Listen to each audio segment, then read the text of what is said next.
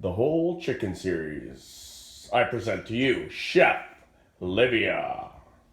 Take two. All right, so now that we have our chicken deboned, we've got our breasts, our legs, our wings, and our bones.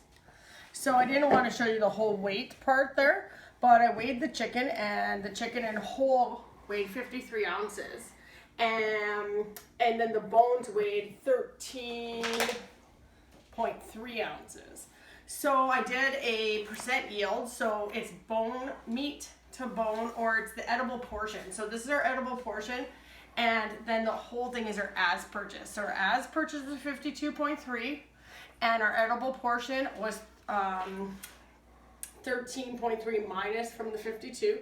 So our yield was 75%. Not my best work. So we'll be showing you guys that later, because you're going to do calculations on that so you can figure out the percent yield. For example, you're going to do the percent yield on this carrot. I purchased it, and it is 4.4 ounces. Now, sorry, 4.3 ounces. Okay? Now, how much does it weigh when I peel and trim it? So I'm going to take off the top and bottom. I'm going to peel it.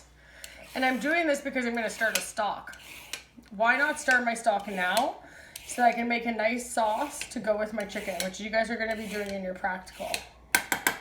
Okay, so now my carrot weighs 3.7. So we take 3.7 and we divide by the original as purchased weight to get the percent yield on the carrot. Then that way we can figure out how much mirepoix we need to be able to get to 1 pound. So we're going to take our trim and put it in. Sometimes people put the trim of the onion in their stock, so I have my bones here for my stock. Now if I wanted a nice brown stock, I would brown these bones first, but because I want a clearer stock, I'm just going to go straight like this. Chef Livia, what is a mirepoix? A basic mirepoix is carrots, onion, and celery. Okay, 50% onion, 25% celery, 25% carrot. So if you were doing 1 pound of mirepoix, it'd be 8 ounces of onion, 4 ounces of celery, 4 ounces of carrot. So we could weigh out our 1 pound, or 16 ounces here. And I would have, there we go, 1 pound of mirepoix, which I'm going to put into my stock. I'm going to basically do a uniform rough kind of dice here. You don't have to really be too specific. I should add a chef's knife here for this. And I'm going to put it in my stock. I'm going to also add crushed garlic cloves. And yes, you can keep the peel on because this is all going to be strained.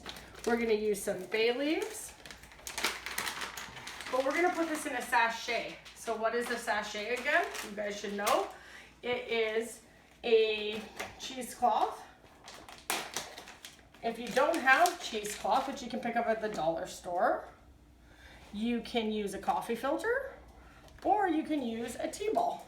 Good backup plan. So, I mean, use what you got around. Now, I don't have any fresh parsley, which would be a nice thing to have in my cheesecloth. So I'm going to use bay leaves. I'm going to grab my chef's knife here. I think Blue thinks he's got the chicken. Look at him. You're not getting that chicken, Blue. We're going to crush garlic cloves. Okay, we can use the peel in our stock. Okay, we are going to put in some peppercorns. And because I don't have parsley, celery stems is a great choice. Okay, and we gather that all up, and we're going to tie it. And we tie this to the side of our stock so that we can infuse the flavor, but we can always pull it out once we feel it has enough.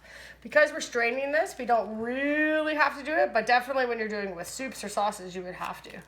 All right, so we would just tie it to the side, like so. We're gonna add the rest of our mirepoix really quickly here. Like I said, we can rough chop it. We're gonna let this simmer. We're gonna cover the mirepoix. So in layman terms, you're making a broth right now with all the leftover vegetables. Actually, no, a stock is different than a broth. Okay. If you didn't debone your chicken really good and you had a lot of meat left on the bones, then it would be a broth. Because a broth is simmered meat and bones, and a stock is just bones. And of course your mirepoix and your seasonings. So now that I have my stock on, which is what you guys will do next, you get your stock on, we get that simmering so we're gonna cover with water, we're gonna simmer, and then once we have our chicken stock, we can turn that into a nice white wine supreme sauce, which is what we're gonna do later on. Now we're gonna move on to what you're gonna do with your chicken.